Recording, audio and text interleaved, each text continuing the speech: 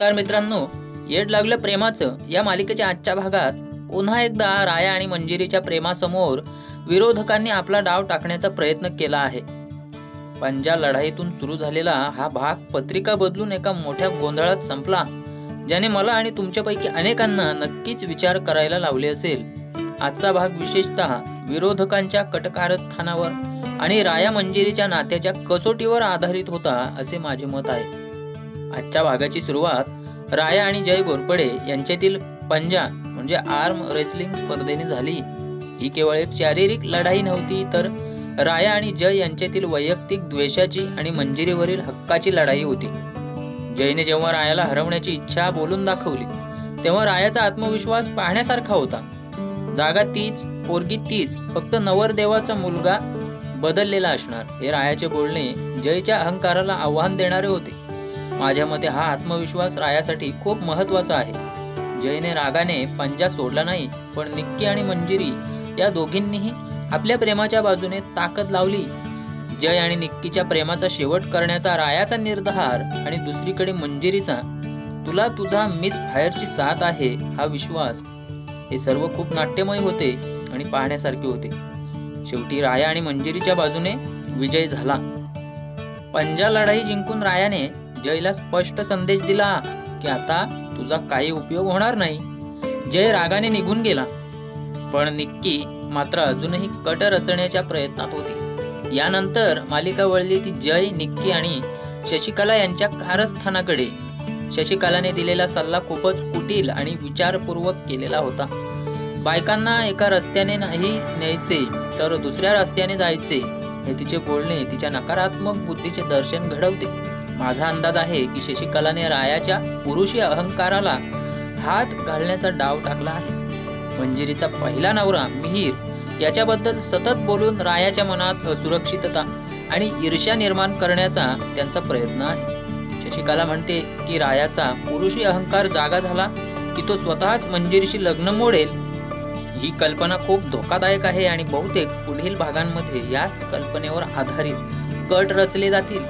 मला वाटते रायाच्या स्वभावातील हा अहंकार हाच त्याच्या प्रेमातील सर्वात मोठा अडथळा ठरू शकतो. सर्वात मोठा गोंधळ तर लग्नपत्रिकेशी संबंधित होता. शशिकलाने 5,000 रुपये देऊन पत्रिका छापणाऱ्या माणसाला मजकूर बदलण्यास लावले.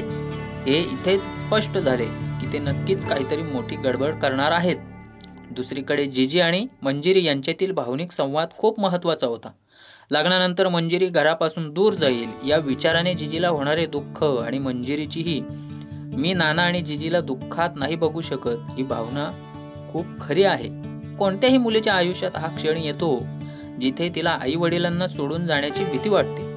पण क्लायमॅक्स तर पत्रिका वाटायला सुरुवात झाल्यावर झाला. शंतनूने पत्रिका आणल्या आणि नानांच्या सूचनेनुसार नावांमध्ये काही चूक नाही ना हे तपासले, आणि इथेच शशिकलेने तिचा विषारी डाव टाकला. जेव्हा शशिकलाने हळूच पत्रिका उचलली आणि मंजिरी आणि मिहीर हे नाव वाचले, तेव्हा सगळ्यांना अगदी जयलाही मोठा धक्का बसला. नवऱ्याने नवरीचं नाव बदलायची गोष्ट ऐकली होती, पण इथे नवरीने नवऱ्याचं नाव मिहीर ठेवलं आहे. हे शशिकलाने नाट्यमय बोलणे रायाच्या मनात संशय निर्माण करणारे होते. रायाने जेव्हा ती पत्रिका पाहिली तेव्हा त्याच्या चेहऱ्यावरचे भाव खूप काही सांगून गेले. मिहीरचे नाव पाहून मंजिरीलाही टेन्शन आले होते, पण तिच्याकडे कोणताही खुलासा नव्हता. माझ्या मते हा शशिकलाचा अत्यंत नीच आणि प्रभावी डाव होता. रायाला मिहीरबद्दलची असुरक्षितता वाटू लागली होती आणि आता या पत्रिकेने त्यावर शिक्कामोर्तब केला आहे. रायाचे मन दुखावणार आणि त्याचे प्रेम धोक्यात येणार हे निश्चित आहे. रायाची आई जेव्हा सुखाचा संसार कर ग मिहीर बरोबर असे बोलली, तेव्हा तो धक्का रायासाठी मोठा होता. रायाची आई मिहीरचे नाव कसे घेऊ शकते हा प्रश्न आता सगळ्यांना पडला आहे. बहुतेक शशिकलाने पत्रिकेत बदल केल्यामुळेच हा गोंधळ झाला आहे. माझा अंदाज आहे की पुढील भागात राया आणि मंजिरी यांच्यात मिहीरच्या नावावरून मोठे भांडण होणार आहे.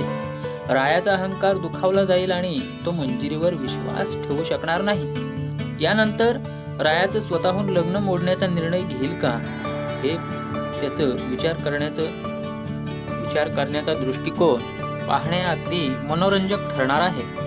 तुम्हाला काय वाटतं मित्रांनो? राया या कारस्थानातून कसा बाहेर पडेल आणि मिहीरच्या नावाचा उल्लेख करून विरोधक काय साध्य करू इच्छितात? तुमच्या प्रतिक्रिया कमेंट बॉक्समध्ये नक्की कळवा. अशाच विश्लेषणासाठी आपल्या 45 मराठी चॅनलला सबस्क्राईब नक्की करा.